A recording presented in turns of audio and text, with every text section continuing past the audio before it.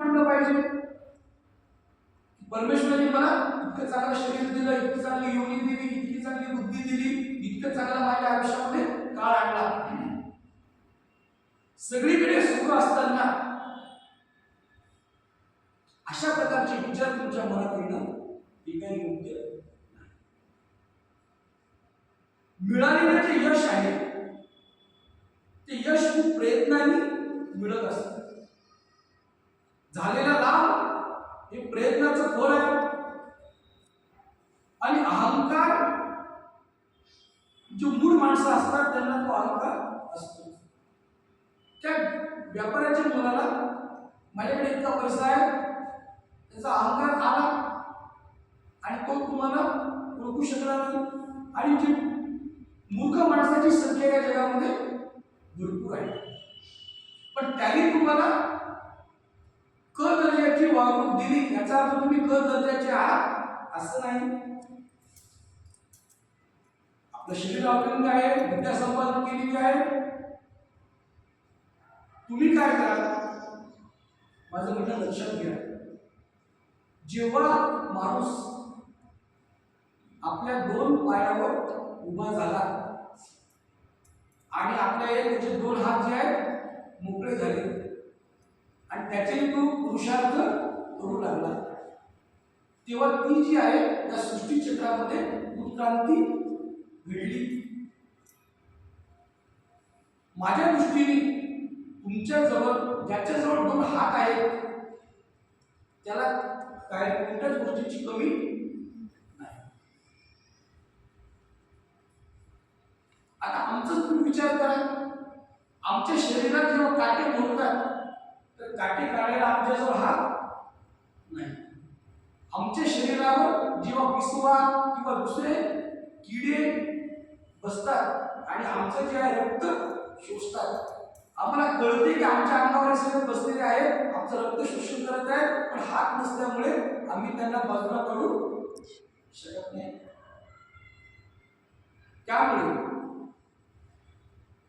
हातांमुळे तुमच्या जो उत्पादन क्षमता आहे,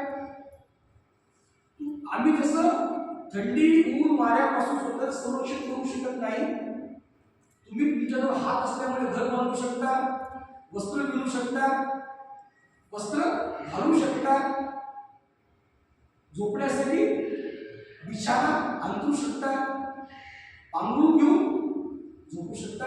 आम्ही तसं काही करू शकत नाही. उपलब्ध नसलेल्या सुखामुळे माणूस जो आहे असंतुष्ट होतो. तुम्हाला रथ नाही आणि रथात बसून दिलं नाही म्हणून तुम्हाला राग आला आणि तुम्ही तुमचं चांगलं असलेलं जीवन जे आहे ते नष्ट करण्याच्या मार्गे लागला. आणि आमच्याजवळ तर साधे हात सुद्धा नाही, आम्हाला जे आहे चालावं लागतं. त्याच्यामुळे तुमच्याकडे ज्या गोष्टी उपलब्ध नसल्यामुळे तुम्ही खट्टू झालेले आहात, तुम्ही अशा लोकांकडे पाहिलं पाहिजे की त्यांच्याकडे ते सुद्धा नाही आहे. असं असताना त्यांनी दृष्टी दिली. तो म्हणतोय इतरांना उपलब्ध नसलेली सुखी आपल्याला मिळाली आहेत याचा आपण विचार कधी करणार. माझ्यावर ही गोष्ट नाही आहे, पण माझ्यावर ही गोष्ट आहे ती दुसऱ्यांकडे नाही, त्यांच्याकडे पण तुम्ही पाहिलं पाहिजे. जो माणूस निर्धन असतो त्याला काय वाटतं की मी धनवान व्हावं. जो धनवान आहे त्याला वाटतं की मी राजा व्हावं. जो राजा आहे त्याला जी सगळ्यांनी मला देव समजावं, आणि जो देव झाला त्याला इंद्रपदाची आस असते. तृष्णा जी आहे ही कधी कमी होणारी नाही. तुम्ही इंद्र जरी झाले तरी तुम्ही सुखी होणार नाही, कारण तृष्णेला जो आहे अंत नाही. हाव सारखी वाढत आहे. हर्ष शोक सुख दुःख या ज्या भावना आहेत या बाहेरून येणाऱ्या नाही आहेत, त्या तुमच्या अंतःकरणाच्याच आहेत.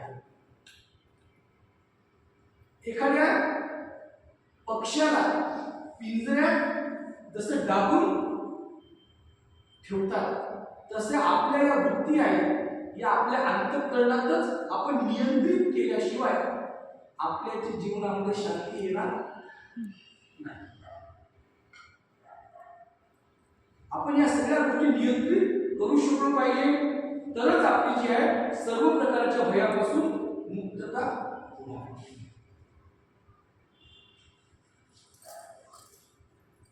अशा प्रकारे त्यांना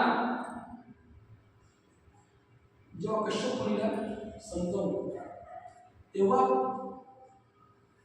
त्यांचा जो शोक आहे दुःख आहे ते काय झालं कमी झालं.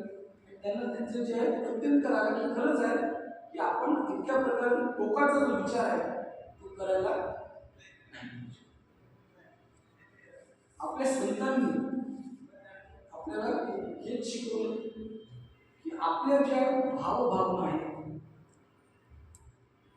त्या काय करा नियंत्रित करा आणि त्या एका सन्मार्गाकडे भगवंताकडे लावा.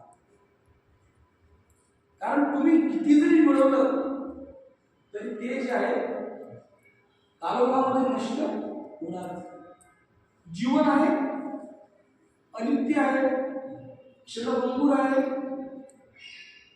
दो घडीचा आहे आणि हा जो देह तो जो देह आपल्याला भेटला तो या गोष्टीसाठी भेटला नाही की ज्या गोष्टीसाठी आपण सध्या त्याच्या कामाला लागलेला आहे